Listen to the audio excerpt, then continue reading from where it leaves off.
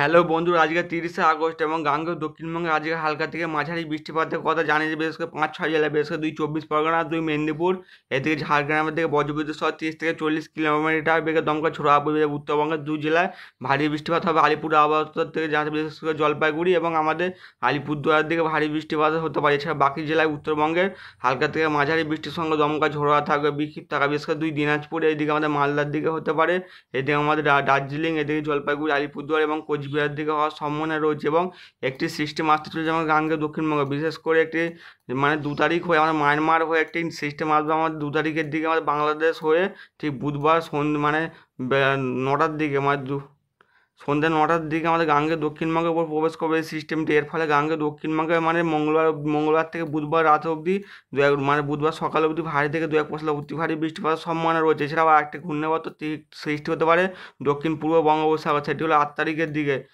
8 তারিখের পর 9 তারিখের দিকে, 8 তারিখ, 9 তারিখ এবং 10 তারিখের দিকে একই স্থানে এই ঘূর্ণিঝড়টি মানে থাকার সম্ভাবনা রয়েছে বঙ্গোপসাগরে, এবং 13 তারিখ অবধি। এর ফলে গাঙ্গেয় দক্ষিণবঙ্গে হালকা থেকে মাঝারি বৃষ্টিপাতের সম্ভাবনা রয়েছে। বিশেষ করে আজকের গাঙ্গেয় দক্ষিণবঙ্গের বেশ কিছু অঞ্চলে দুপুর থেকে বিকেলের মধ্যে বেশ কিছু অঞ্চলে হালকা থেকে মাঝারি বৃষ্টিপাত হতে পারে। বিশেষ করে ঠিক দুপুর 3টের মধ্যে, দুপুর 1টা থেকে 2টো থেকে 3টের মধ্যে বেশ কিছু অঞ্চলে বিক্ষিপ্ত আকারে বৃষ্টিপাত হতে পারে। বিশেষ করে কলকাতা, এদিকে হাওড়া হুগলির দিকে হবে, এদিকে বাঁকুড়া, পুরুলিয়া, 2 চব্বিশ পরগনা, এদিকে আমাদের 2 মেদিনীপুর, ঝাড়গ্রামের দিকে, এবং একটু বেশি বৃষ্টি পরিমাণ থাকবে কোলাঘাটের দিকে হবে, আরামবাগের দিকে, এদিকে আমাদের চন্দ্রকোনার দিকে, খদরার দিকে হবে, এই চন্দননগরের দিকে, পান্ডুয়ার দিকে, উলুবেড়িয়ার দিকে, এদিকে আমাদের বালিচকের দিকে, খড়গপুরের দিকে হতে পারে। এছাড়া আমাদের বিষ্ণুপুরের দিকে বেশ কিছু অঞ্চলে বিক্ষিপ্ত ভারীর সঙ্গে দমকা ঝোড়ো থাকবে।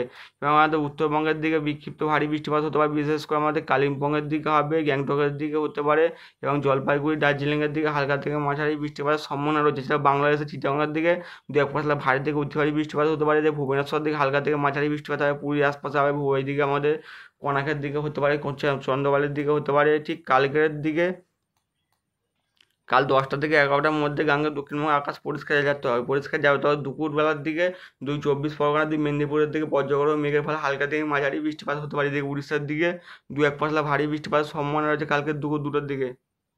বিশেষ করে বালাসোরের দিকে ভারী বৃষ্টিপাত হবে, ভদ্রকের দিকে হতে পারে, এইদিকে আমাদের আরও উপকূলবর্তী অঞ্চল দামরার দিকে হবে, এদিকে ভদ্রকের দিকে হবে, সারাসাবাদের দিকে হতে পারে, যাজাপুরের দিকে হওয়ার সম্ভাবনা রয়েছে। যেমন ঠিক আমাদের গাঙ্গেয় দক্ষিণবঙ্গে 2 তারিখের পর দিয়ে গাঙ্গেয় দক্ষিণবঙ্গে বৃষ্টির পরিমাণ কিছুটা হলেও বাড়বে। নিম্নচাপটি ক্রমশ আমাদের মায়ানমার হয়ে আমাদের বাংলাদেশের দিকে এগিয়ে আসবে ঠিক 2 তারিখের দিকে। 2 তারিখের ফলে বাংলাদেশের উপকূলবর্তী অঞ্চলে ভারী থেকে অতি ভারী বৃষ্টিপাত হতে পারে। বাংলাদেশের প্রবল আকারে বৃষ্টিপাত হবে, লোহাগড়ার দিকে হতে পারে, লালমোহরের দিকে হবে, বরিশাল, এইদিকে ফিরোজপুরের দিকে হওয়ার সম্ভাবনা ভারী থেকে অতি ভারী।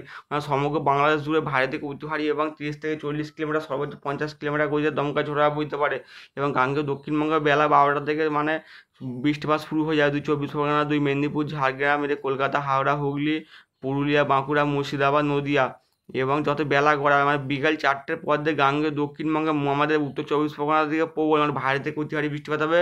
মুর্শিদাবাদ এছাড়া নদিয়ার দিকে প্রবল আকারে বৃষ্টি এবং দমকা ঝড় হবে 30 থেকে 40 কিলোমিটার, সর্বোচ্চ 50 কিলোমিটার গতি। এবং কলকাতার আশপাশে ভারী থেকে অতি ভারী বৃষ্টিপাতের সম্ভাবনা রয়েছে। বিশেষ করে প্রথম পূর্ব ভাগ থেকে বৃষ্টিপাত শুরু হয়ে যাবে, তারপর পশ্চিম দিকে এগোতে শুরু করবে। বিশেষ করে প্রথম 2 চব্বিশ পরগনা থেকে প্রবল আকারে বৃষ্টিপাত হবে, মেদিনীপুরের দিকে বৃষ্টিপাতটি ঠিক রাত 10টার মধ্যে আমাদের গাঙ্গেয় দক্ষিণবঙ্গে বাঁকুড়া, পুরুলিয়া, এইদিকে আমাদের 2 বর্ধমানের দিকে ভারী থেকে অতি ভারী বৃষ্টিপাত হবে, এবং আমাদের 2 মেদিনীপুরের দিকে প্রবল আকারে বৃষ্টিপাত হবে। গাঙ্গেয় দক্ষিণবঙ্গে হালকা থেকে মাঝারি বিক্ষিপ্ত ভারী বৃষ্টিপাতের সম্ভাবনা রয়েছে। বৃষ্টিপাত ক্রমশ ঝাড়খণ্ডের দিকে এগিয়ে যাবে ঠিক বুধবার ভোরের দিকে আমাদের 2 মেদিনীপুরের দিকে, ঝাড়গ্রাম, বাঁকুড়া, পুরুলিয়ার দিকে ভারী বৃষ্টিপাত ঘটবে। দক্ষিণবঙ্গে হালকা থেকে মাঝারি বিক্ষিপ্ত ভারী বৃষ্টিপাত হবে, উড়িষ্যার দিকে ভারী বৃষ্টিপাতের সম্ভাবনা রয়েছে। এছাড়াও বৃহস্পতিবার দিকে গাঙ্গেয় দক্ষিণবঙ্গে বৃষ্টির পরিমাণ কিছুটা হলেও বাড়ে, একটি ঘূর্ণিঝড় সৃষ্টি হয় দক্ষিণ পূর্ব বঙ্গোপসাগরে 5 তারিখের পর, বিশেষ করে 6 তারিখের দিকে, এবং 6 তারিখ, 7 তারিখ এবং 8 তারিখের দিকে 6 তারিখের পরে গাঙ্গেয় দক্ষিণবঙ্গে বৃষ্টির পরিমাণ বাড়তেই থাকবে।